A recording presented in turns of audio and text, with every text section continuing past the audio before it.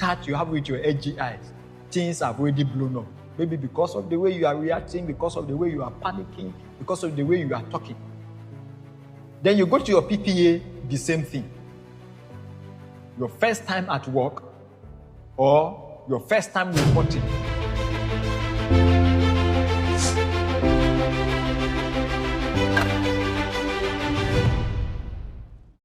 All right, welcome back once again. Here today, I'm here again to talk to you about some tips that I think that you need immediately now as you are leaving camp. If you are leaving camp, you have either of two directions. Either you are going on relocation, you have been relocated, which means you didn't get a posting letter, or you have gotten your posting letter and you need to report to your PPA. There are a few challenges that are ahead of you and I want to bring to your attention.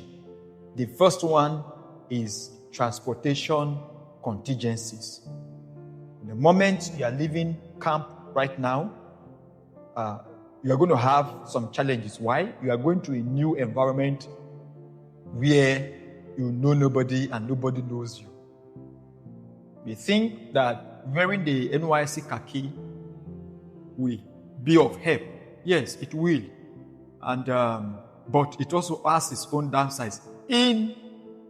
From experience of a lot of people, especially for those of you that will be posted to places where you have to take bike. After you are taking maybe a vehicle from camp and you drop maybe in a park and then you have to take a bike. The moment those bike people sees you, they see money, real money. They are going to inflate the price so high because they know that you don't know where you are going to and because they know that you are desperate. So if you don't want to waste your money, here is what I think you can do. The moment you drop at the park, ask somebody at the park, I'm going to so location. What do I need to take? Is it a bike? Is it a keke? Or is it a taxi? So you have a clear picture of where you are going and the means of transportation that you need. You can equally call your AGI. In that posting letter that you are giving, there is the phone number of your AGI on that posting letter. There is also the phone number of your employer. Please and please, as you are leaving camp, make sure to call both or either of these persons. Call your employer so that your employer can give you a proper direction, or call your AGI so that your AGI can give you a proper direction. Then also know the fares, know the means you are going to use, bike, keke, or taxi. Once you know the means, know the amount of money. I have seen core members spend 5,000 naira for something of 500 naira just because they don't know, right? So you don't want to go around throwing all those money away because once you are leaving camp on a budget. You are leaving camp with limited resources, right?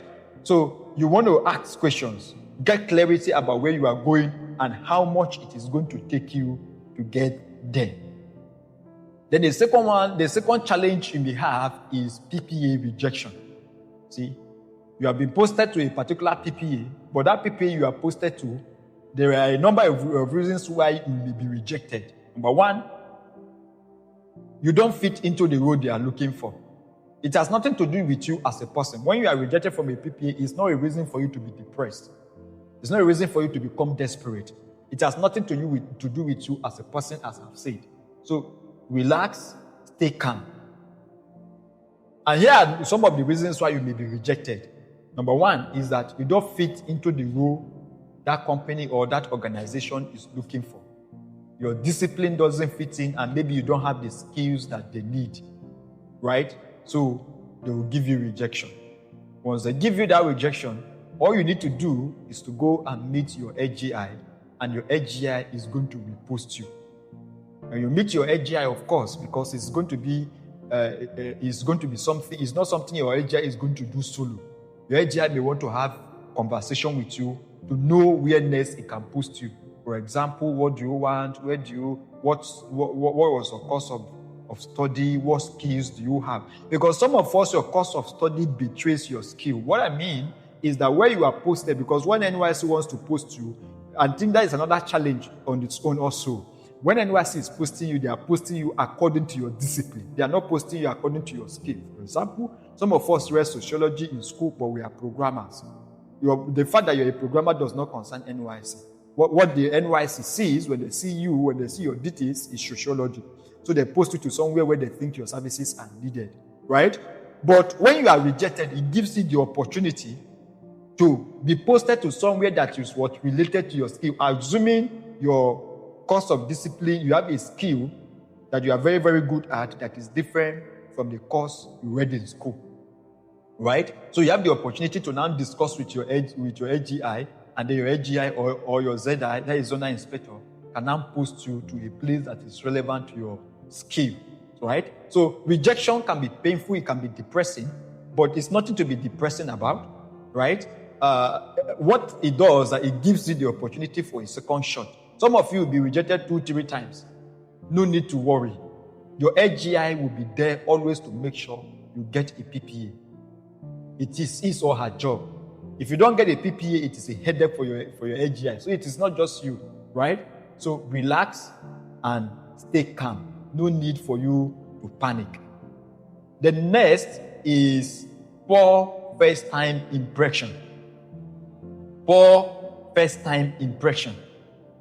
Some of you go to your AGIs, and the very first contact you have with your AGIs, things have already blown up. Maybe because of the way you are reacting, because of the way you are panicking, because of the way you are talking. Then you go to your PPA, the same thing. Your first time at work, or your first time reporting, or you have been accepted your first week, first 2 weeks, you have not made a good first time impression. Your relationship will begin to strain. Why? The first time when you report, people don't know you. You resume work, and they are just looking at you, trying to figure out who you are, the kind of a person you are. This is why first-time impression is very, very critical, because it will determine how every other person is going to relate with you moving forward. It's going to determine how your employer is going to rate you, and how much trust your employer can bestow on you. So your first week on the job, second week on the job, first month on the job is very, very important. It is critical for you to put in all your best. It is important for you to be at your best behaviors, and it is important for you to make sure that you don't create a bad impression of yourself. The same thing when you are meeting your AGIs. The same thing when you are meeting your CDS supervisor. You are going to report as your CDS supervisor. There are core members that the very first CDS they go to, they start having challenges with their CDS supervisors. Because of what? Poor first-time impression. So please, you want to make sure you manage your first-time impression very, very well. Then lastly is hard time with your PPA.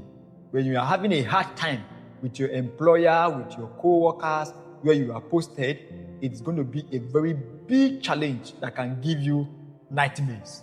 Not just at your PPA, even at your CDS groups, where the CDS where you are assigned. If you start having hard time with the executives, you start having hard time with your CDS supervisor, your service here is not going to be smooth. So it is important for you, if you have any challenges, if you realize that you have made any mistake that can create hostility between you and these people, it is important for you to make sure you resolve it amicably. Where it is needed, apologize. Where it is needed, explain. Right? These people are not monsters. You're a core member, for goodness sake. They want to give you benefit of doubt. Explore that benefit of doubt. Right? Explore that benefit of doubt. So make sure that you don't strain your relationship with your employer.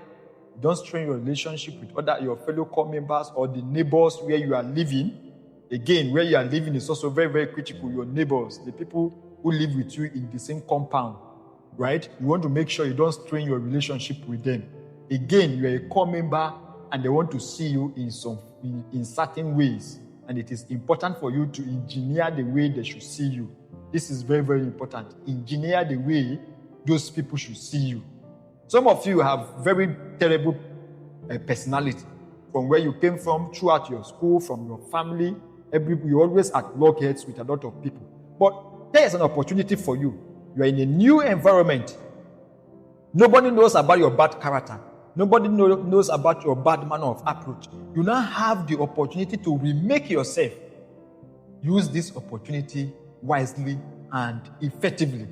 Commit yourself to personal development. If you have anger issues, if you have networking issues, if you have communication problems, please work on it and make sure you make a good use of the people and the resources and every opportunity that you have.